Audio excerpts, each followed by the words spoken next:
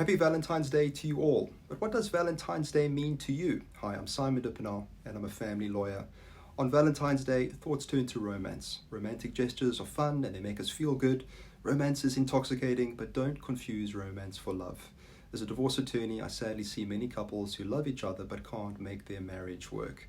Now, I know this isn't always the case. Some couples have just plain fallen out of love. Others have grown apart in terms of values, and sometimes abuse or violent behavior occurs that makes it impossible for the relationship to continue.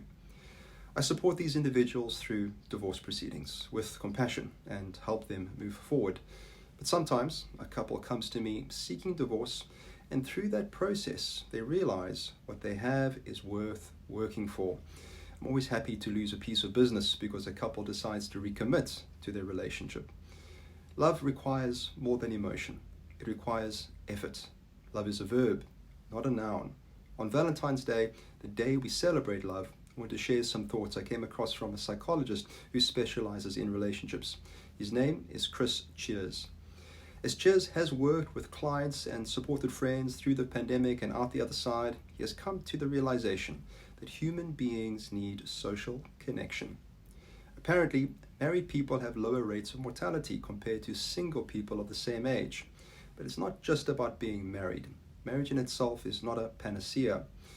The evidence also shows that those who are unhappily married have poorer well-being and health than the unmarried. He says, and I quote, "Your body doesn't need to be married, but it does need social connection," unquote. Unfortunately, everything around us, the media, social norms, even literature, which has been around a lot longer than mass media or social media, tell us that love is about finding the one. When we find the right one, we will be swept off our feet and loving the soulmate will be easy. The upshot is that we will never be alone. We will be happy ever after. Romantics want this to be true. As a family lawyer, unfortunately, I know it just doesn't work like that. In Cheers' words, love is not something we find, love is something we do. Love is not a feeling, it is an action. And it's something we need to learn to do better with everyone who matters in our lives, not just the one. When you think of love as an action rather than a feeling, you start to consider what the actions of love are and how to show up for all the important relationships in your life. You also begin to understand how you need to be loved and then ask for it. Until you know what love you need, how can you expect to receive it? Cheers suggests we define love as 3 actions: belonging, connection, and safety.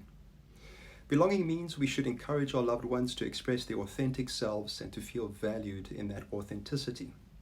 Connection means using communication skills such as listening rather than fixing, expressing your emotions, and resolving differences after conflict. Safety means helping your loved ones feel safe and secure. This might involve honoring boundaries, making time for a regular relationship check-in, and being trustworthy. We can then define relationships by how much we are willing to commit to these actions with your partner, with your friends, and with your family. All these relationships allow you to love and be loved. So my message to you this Valentine's Day, in harmony with Chris Cheers, is to take the moment to consider all the loves of your life. Friends, family, colleagues, show love in all your relationships through your actions, not through an expensive romantic gesture, or at least not only through a romantic gesture. There's no harm in a bouquet of flowers or a box of chocolates as long as it is the icing on the cake and not the whole cake. Happy Valentine's Day from all of us at SD Law.